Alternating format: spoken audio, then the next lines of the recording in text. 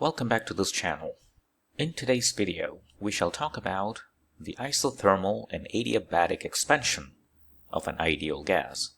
An ideal gas obeys the following equation. This refers to the pressure of that gas. This is the volume the gas occupies. The pressure is usually expressed in the units of Pascal, and the volume cubic meter.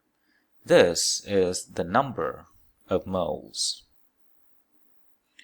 This is temperature of that gas in the units of Kelvin, and this is the universal gas constant, which has a value of about 8.314 in the units of joules per mole per Kelvin. This equation as a whole is described as the ideal gas law. Isothermal refers to a constant temperature process.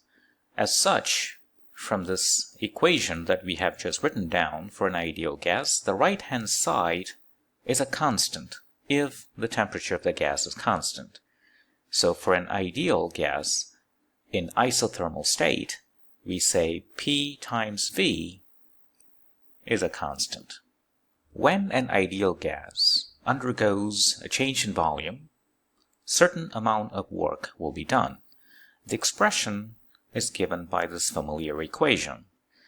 Now let's substitute P from that equation, and that's going to give you nRT over V dV.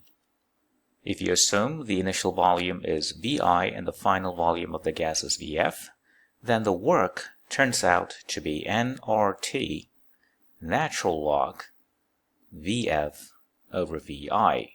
Natural log because when you integrate 1 over V with respect to V, you get natural log of V. So in an isothermal expansion of an ideal gas, the work done is given by that expression. An adiabatic process is a process in which there is no exchange of heat between the system, in this case a gas, and the surroundings. An adiabatic process for a gas can be represented by the following equation.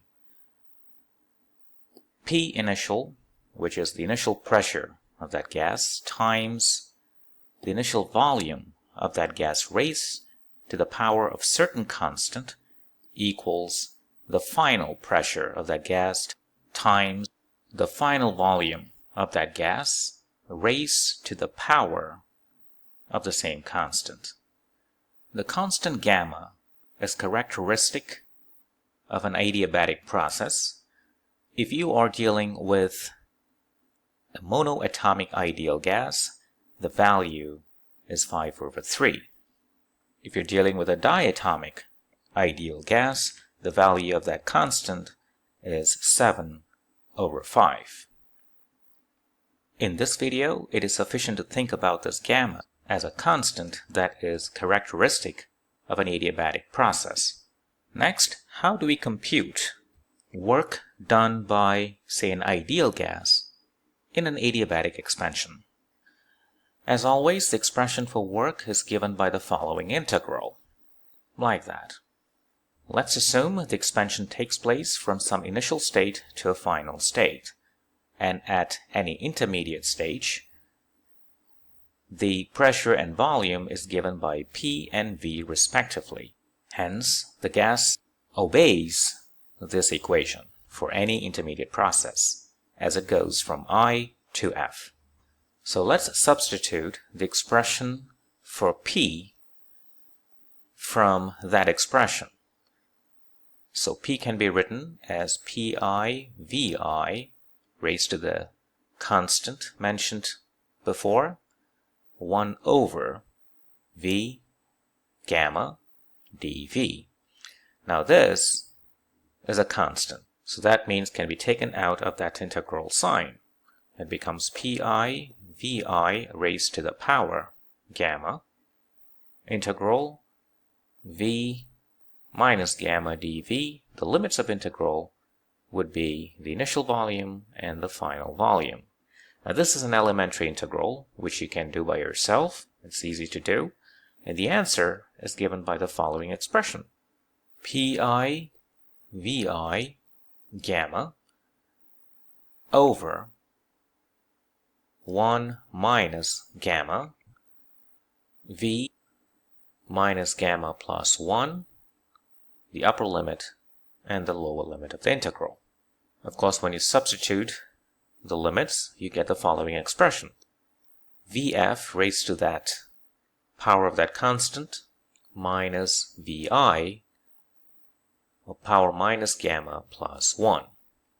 So this is the expression that enables you to calculate work done by a gas in an adiabatic expansion. Let's do a few problems. Problem 1. A cylinder contains 12 liters of ideal gas at 25 degrees Celsius at 1480 M. The temperature is raised to 35 degrees Celsius and the volume is reduced to 9 liters. What is the final pressure of the gas in 80 M? Now we can use the ideal gas law to solve this problem. PV equals nRT. So the initial state is represented by a volume of 12 liters, 25 degrees Celsius, and 1480 M. In this equation, P changes, V changes, T changes. This is a constant. So that means PV over T is a constant. That also means PV over T in the initial state equals PV over T of the final state. We want to determine the final pressure. That means that number. So the final pressure equals the initial pressure times the initial volume over the initial temperature over the final volume times the final temperature. The initial pressure is given to be 1480 M, 14. The initial volume is 12 liters. The final volume is 9 liters. Now the temperature. The temperatures must be converted from Celsius to Kelvin, whereas the pressure volume need not to be converted to SI units. The reason is because whenever we are converting from liter to, say, cubic meter, or 80 M to Pascal, the common denominators in the conversion will cancel out. Whereas when you convert from degrees Celsius to Kelvin, the common denominator will not cancel out because the conversion involves an addition. The initial temperature is 25 degrees Celsius. So turn that into Kelvin by adding 273. And that's going to give you 298 Kelvin. So that is the initial temperature. The final temperature is 35 degrees Celsius. Adding that to 273, you will get 308 Kelvin. 308. And the answer for the final pressure is 19.3 ADM. And that solves the problem. Problem 2. A certain gas occupies a volume of 4 liters at pressure 1.4 ADM and temperature 320 Kelvin. It is compressed adiabatically to a volume of 0.7 liters. Find the final pressure, the final temperature of the gas. Assume it is an ideal gas with a constant 1.4. To determine the final pressure, we use the expression PI/VI gamma equals PF/VF gamma. So initial pressure is 1.4 ADM. Initial volume is 4 liters. Gamma is 1.4 equals, the final pressure is what we want to determine. The final volume is 0.7 liter. Gamma is 1.4. And you can get the final pressure. The answer is 16.1 ADM.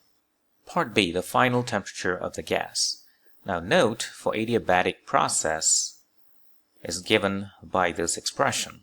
PV power gamma equals a constant. But for an ideal gas, PV equals nRT.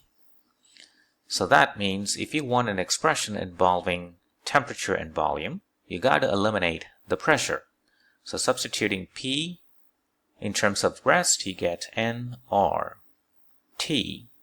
over V V gamma, which gives you TV gamma minus 1 equals to C over N R, which can be taken to be another constant. You can call it B.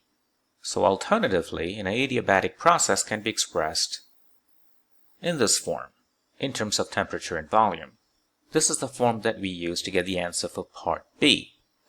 So the initial temperature times the initial volume raised to the power of that. So gamma minus 1 is 0.4 equals the final temperature times the final volume raised to the power 0.4. Initial temperature is 320 Kelvin. It's given. Initial volume is 4 liters, so 4 to the power 0.4. Final temperature, we don't know. The final volume is 0.7 liter, and don't forget the power 0.4, and you can calculate the final temperature in Kelvin, and the answer is about 643 Kelvin. And that solves the problem.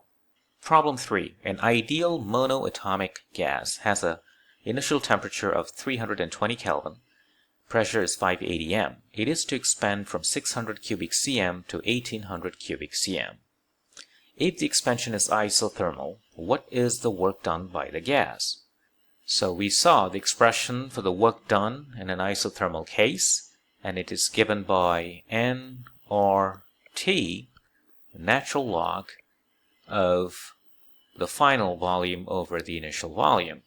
However, we don't know the number of moles, but that we can calculate from the ideal gas law, which is PV equals nRT, so N is PV over RT. So let's calculate the number of moles. The pressure is 580 m. So in order to calculate this as a number of moles, we have to change everything to SI unit. So 5 times 1.01 times 10 to the power 5 Pascal. The volume is 600 cubic cm, so you have to turn that into cubic meter by multiplying 10 to the power minus 6. R is 8.31 approximately, and the initial temperature in Kelvin is 320. So the number of moles turns out to be 0.114 moles. Substituting in this expression, 0.114 times 8.31 for R, T is 320 Kelvin times natural log. The final volume is 1800 cubic cm. The initial volume is 600 cubic cm. They are ratio, so you don't have to convert to cubic meter. And you get 333 joules for the work. The second part, if the expansion is adiabatic, what is the work done by the gas?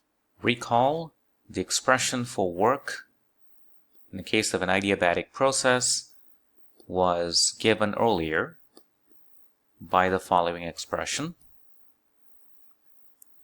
The final volume, 1 minus gamma, minus the initial volume, power 1 minus gamma. In this case, you're dealing with an ideal monoatomic, so it is 5 over 3. So let's substitute for the numbers. The initial pressure was 580 m, so 5 times 1.01 times 10 to the power 5 Pascal. Initial volume is 600 cubic cm. Turn that into cubic meter by multiplying with 10 to the power minus 6. And don't forget the gamma. The gamma is 5 over 3.